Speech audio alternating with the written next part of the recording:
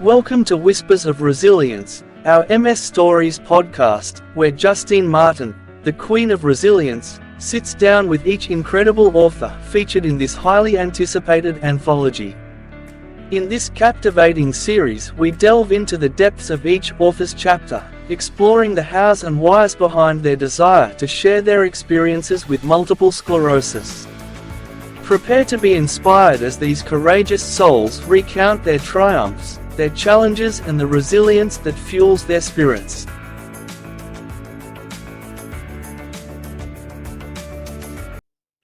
Welcome, Claire, to Whispers of Resilience. Now, we've been working together for, it must be about 3 months now. Yeah, I'm really excited to be able to share my story in this way. And I'm very excited to have you on here today. So why did you choose to write a chapter in Whispers of Resilience?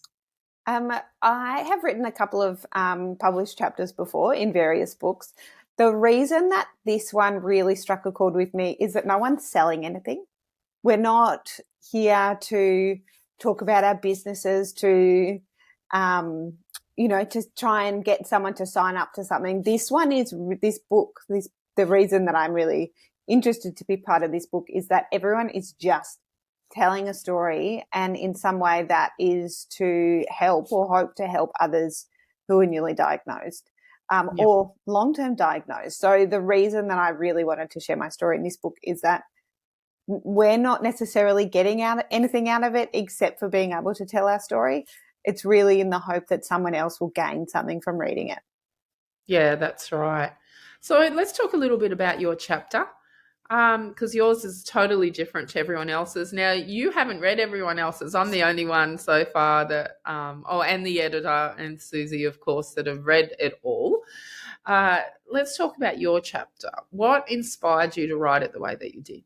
Well, as I said, I've written my story a few times and have shared my story quite a lot publicly.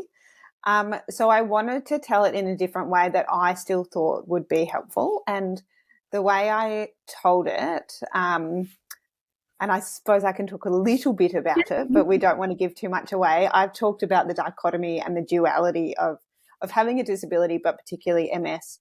And while I do start with a little bit of my story, so that those who haven't heard my story before kind of get a gauge of what I'm talking about. Most of my chapter, I predominantly talk about things that can both be true at the same time, how we can be angry and happy, how we can live a grateful life and still be in grief every day for what we've lost. And I think so often we don't acknowledge that we can both be happy and sad at the same time. Yeah, it's such a powerful chapter, and I really resonated when I read it. But when I got to the end, I'm like, wow, this is so powerful, so true. So well written, Claire. Thank Pat you. yourself on the back for that thank one. you. So let's just talk a little bit about your MS now.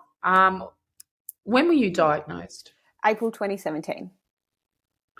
Okay, and was anyone with you, or were you there by yourself? It's funny that I can't even remember. I'm pretty sure that my dad and my husband were there in the room on the day of my diagnosis. Pretty sure. Not 100% sure, but we're pretty sure. Absolutely not 100% sure. Just say that that's an MS brain fart, shall we? No, and it could be, but also I think it was just such an overwhelming day that I've almost it was a while ago now, but I know some people remember their diagnosis with such clarity, but I almost have the opposite in that I don't remember. Do you think you've shut it out? Maybe, but also I had a lot going on at the time. As people who know me will know, I don't do anything by halves, and I don't do anything lightly, and I've always got a million things going on at once. And that definitely was the case at the time. So we were about to move about a month after I got diagnosed, and so I just kind of went through the motions that day and then went on to the next adventure. Yeah. So what type of MS were you diagnosed with? I was diagnosed with relapsing remitting MS, but now having been 6 years, we're looking at possibly it was either primary progressive or it's now definitely secondary progressive. Given that I haven't had a relapse since I was diagnosed, my symptoms have been getting worse and I haven't had any new symptoms. All of my symptoms are the same but worse. Okay. Yep. Yep. It's very tricky for them to diagnose what type we actually Yeah. have. And my neurologist has said there's no black and white. It's a really kind of that spectrum of grey. And so he now is happy to say secondary progressive MS. But it's taken 2 years nearly of let's treat it like that but not call it that, and let's look at it from this way, and you can have the medication that works best for secondary progressive but we're not going to necessarily call it that. So yeah, I think that's where we're at now. Are you on disease modifying therapy? I can't remember from this chapter. I've read I didn't 25 actually talk about it in my chapter. No, I didn't. I don't think I just spoke about it in my chapter at all. Yeah. So I'm on a drug, like I said, that's had a lot of testing done with secondary progressive MS. It's called Mazent, and it's a daily pill that I just take once a day. Yeah. Does that have to be taken at the same time every day? It's supposed to be, yes. Like the pill. Yeah. I mean, like all of these things, it has the best efficacy if you're taking it regularly at the same time. If I don't take it for 4 days in a row, I have to start right back at the start with half quarter doses and half doses. Yeah. And so I'm supposed to take it at the same time every day. And they say kind of within 6 or 8 hours is okay. Yeah. Yes, I've had medication like that. And it's like, God damn it, now I've got to go back to the beginning again. I haven't had to go back to the beginning yet, thankfully. Sometimes I'll miss a day and then take 2 and then miss another day and then take 2 and then take it for a month and then miss, But I've never missed 4 days in a row. Well, that's good. Can you share any advice for others who are living with MS who have been recently diagnosed? Yeah. I mean, read this book because I think it's definitely going to tell a wide variety of stories. And, I assume your hope is that in telling so many stories, you're going to be able to find something that everyone relates to, not dissimilar to the podcast that I once hosted, MS Understood, which people can still find and still access and still listen to. For me, listening to other people's stories was really beneficial. And I could listen to a podcast, and I know you share stories of resilience. Absolutely. And I don't know if there'll be links to access those, but those kind of things that you can do in your own time without having to kind of talk to other people about it necessarily, that's what really helped me. So listening to those stories and hearing those stories, stalking people on Instagram, using social media to kind of make those connections, I think is really beneficial just to help with how is my, and we don't know from looking at anyone else how our life can look. But if you look at enough people, you will know, or you'll be able to see the majority of people living with MS that I see are living a great, full, wonderful life, regardless of their symptoms. It was explained to me by my neuro that, when my mum had MS, there was no disease-modifying therapies. The outcome was quite bleak from it. Now we have these disease-modifying therapy drugs that no one can say what we're going to be like in 5, 10 or 20 years' time because there's no precedent in this for it. And, it is a personal preference as well, whether you want to take disease-modifying drugs. And when you read the chapters of the book, there's a mixture of some people who are on them, some people who were on them, and some people who haven't taken them. And that's the beauty about,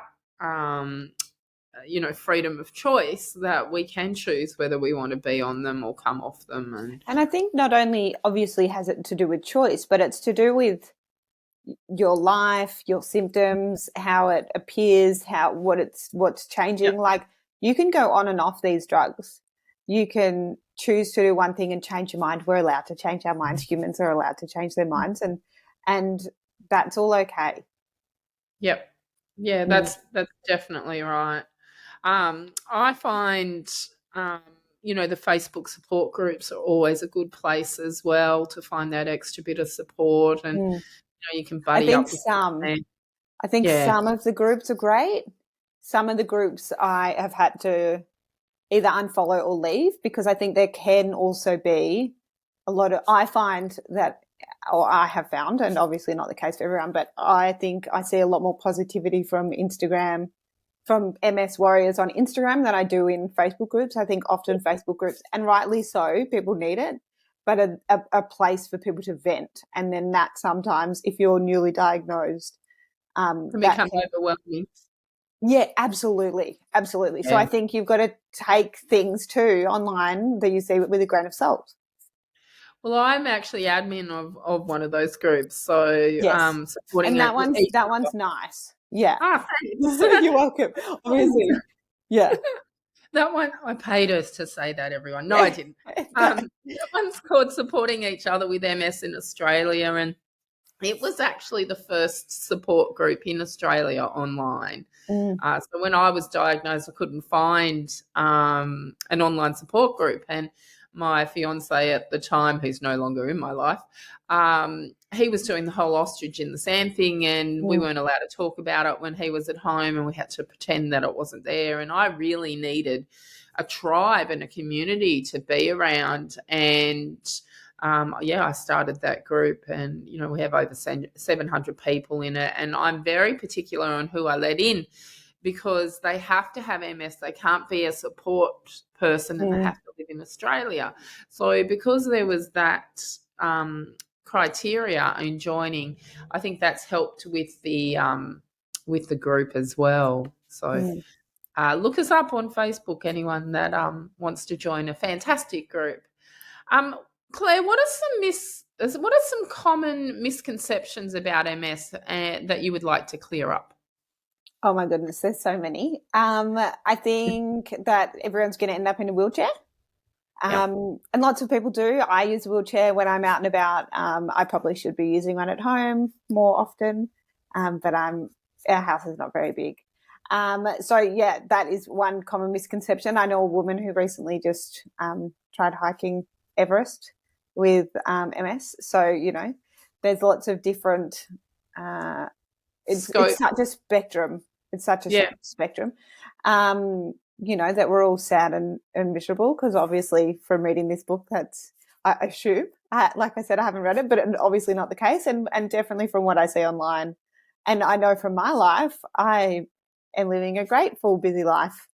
I think they're the two. Yeah. I would totally agree with that. What goals do you have for yourself in regards to managing your MS and living a full and rewarding life? Oh, goals to living with my MS. I don't know. Honestly, I try not to think about it, but it's not a predominant thought in my life. I think initially I've been diagnosed for 6 years and my symptoms have gotten what we would say is worse. I am using a wheelchair now after spending, the first kind of 2.5 years running around. So I try not to have, and not in a morbid, sad way, but goals about my MS, because we just don't know what MS is going to do. So I don't want to have this goal of like, in 2 years I'm going to do this, because I just don't know. So what do you do in order to manage your MS? What are some practical tips and that you can give the great. So I see an EP once a week, and I have a therapy assistant come to my house once a week. EP for those newly diagnosed exercise physiologist. Yeah. And so I think from my understanding, there's kind of levels. So you can see a neurophysio, which is amazing, and I highly recommend everyone do that. From the very start, I think hook up with a neurophysio, they can do kind of base level tests, and then you can kind of continue, and they'll be able to see any decline if there is. And then not under that, but kind of beside that, you can see like a regular physio. Then there's an exercise physiologist, and then kind of not under that, but I suppose in a different pay grade is a therapy assistant. So I actually access all of those in different capacities. So each week I see an exercise physiologist and therapy assistant. There's lots of other things I used to do and I could do more of, but I'm also working nearly full time. So I think managing to fit in, and as one of those things I speak about in my chapter, is being super appreciative for me, the NDIS funding and access I get to all these appointments, and also being super overwhelmed by having to fit all of the appointments into my calendar. It's like a full-time job, isn't it? Yeah.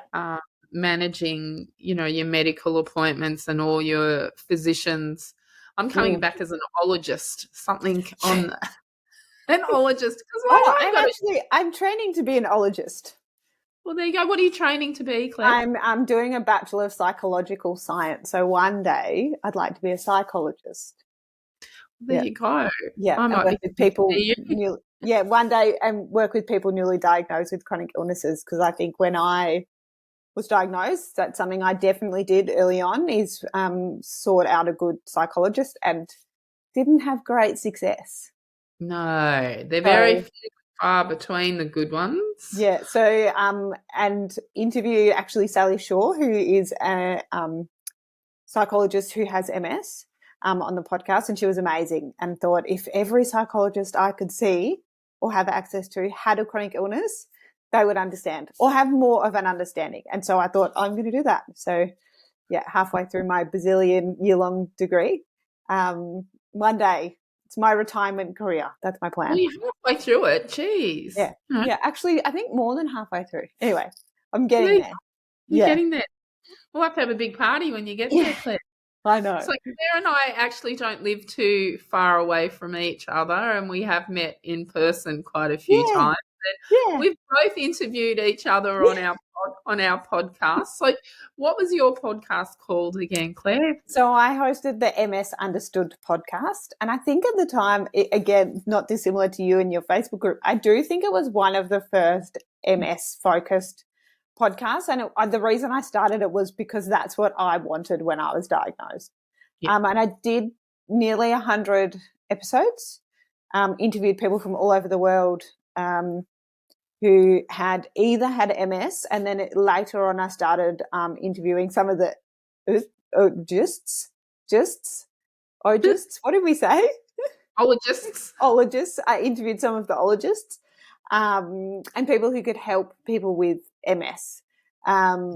So for me, it was an incredibly useful time. It was a real time where I was going through that. That's researching, isn't it, as well? And for me, it was going through the grief of having a diagnosis and noticing my symptoms declining. I started it a couple of years after I was diagnosed. And so for me, it was that really great chance to be like, well, these people are so different and we can't know what it's going to look like. And everyone's living amazing lives alongside having MS, sometimes because of their MS. So, yeah, it's still out there. It's still on Spotify. I haven't recorded an episode for a while. Like I said, I'm working full time and studying and mothering. And I think that you can come back to at any point. Yeah, and every now and again I do think about it, but there's a few things going on. So, yeah. And a lot of work to put together. Yes, they are. So I've got Resilience Mindset, and we're just about wrapped up. By the time this goes to air, we will have wrapped up season 2, and there's books coming out on those. And Alison Brown, who's also one of your co-authors, or I should say our co-authors, and I are running a podcast now called MS Unmasked, and it's just her and I sitting there each week and generally chatting like we are now, but we pick a topic, and our listeners have been sending in questions as well for us to talk on. And again, opening up the lines of communication and not putting this behind closed doors, which it has been for such a long time. And the book was also true. Most people have heard of MS, but don't know what happens on a day-to-day basis with those of us living MS. And it was just, mainly to educate. So is there anything else that you want to share with the listeners, Claire? I think being informed. So after a diagnosis, or even as I think this book and this podcast, particularly, the interviewing of the authors, is going to be super useful for friends, family members, supports of people living with MS. So if you're one of those people who don't have MS but a family member does, or, I have sat twice in the last week or so with friends and family members who have both said to me, I didn't realise how inaccessible the world was until you started using a wheelchair. And the fact that they have both said that they walk past shops and realise that I couldn't get into them now. Obviously it's not great that I can't get into them, but how great is it that my supports are noticing that when I'm not even there? Yeah.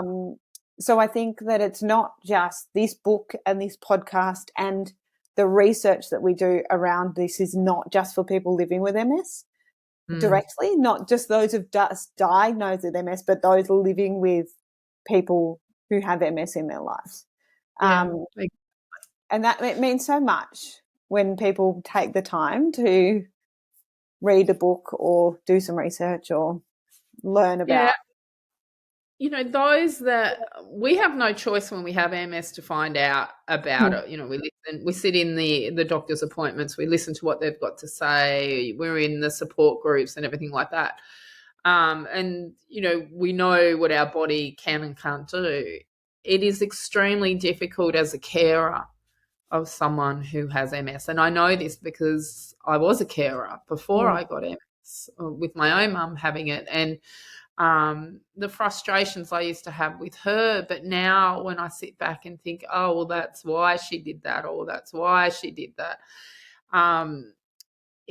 Hopefully this book and the podcast will help those that are in a caring situation on what we're actually going through. To I don't want to say highlight it either, that's not the right word, but to bring awareness. And I just think it's, if you love someone, you learn about what they're going through. It's not even, to me, it's just a really obvious thing. If someone I knew was going through something like this, I would want to find out what I could do to help. Yeah. Was there something that you wanted to mention in your chapter but you didn't? Now's the time. That's a great question. I don't think so, because I've shared my story so publicly so many times. People can find it all over the internet. I've published chapters in 2 other books. I really do think those books. They are. I happen to have them right here. Of course you. With Women Leading the Way, with I can't remember the name of the press. Women Changing the World Press. So my chapter's in there, and it's actually a subsidiary from Osmumpreneurs. Yes. And Renewal lived and learned advice to give through Business in Heels. Yep. So both of those, which is very exciting. I've written and told my story in so many ways. I really wanted to do it differently for this book, and I wanted to just kind of, I don't think I bared it all, but it feels as though I'm really proud of this chapter. I'm really proud to be able to have contributed to this book. And I really hope that it gets out there and helps people living with MS.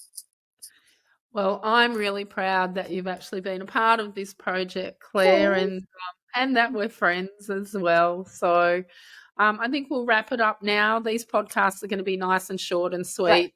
And just to give you a little bit of airtime and include anything else that you wanted to pop in your chapter and explain that. So thanks for your time. Everyone else, if you haven't bought the book or downloaded it, get on board now and do that. 25% of all the sales are going back to MS research to find a secure. So until next time, you all just stay healthy, compassionate, kind to each other, and we'll talk to you soon. Are you ready to be inspired? Get ready for the book that will touch your heart and ignite your spirit. Whispers of Resilience, Personal Stories of Living with MS is now available for purchase. Have you ever wanted to peek into the lives of individuals who have triumphed over adversity? Look no further. This highly anticipated anthology brings together a group of exceptionally talented authors, all living with multiple sclerosis, who share their personal journeys with unyielding honesty and vulnerability. At www.resiliencemindset.com.au, you can now secure your copy of this remarkable book that captures the essence of resilience, hope, and the power of the human spirit. Dive into the stories that will captivate your imagination and open your heart to the triumphs and challenges faced by these courageous individuals. With each turn of the page, you'll witness the unbreakable spirit of these authors, as they navigate the unpredictable terrain of mis. Their words will inspire you, uplift you, and remind you of the incredible strength that lies within. Visit www.resiliencemindset.com.au now and embark on a transformative journey through the pages of Whispers of Resilience. Get your copy today.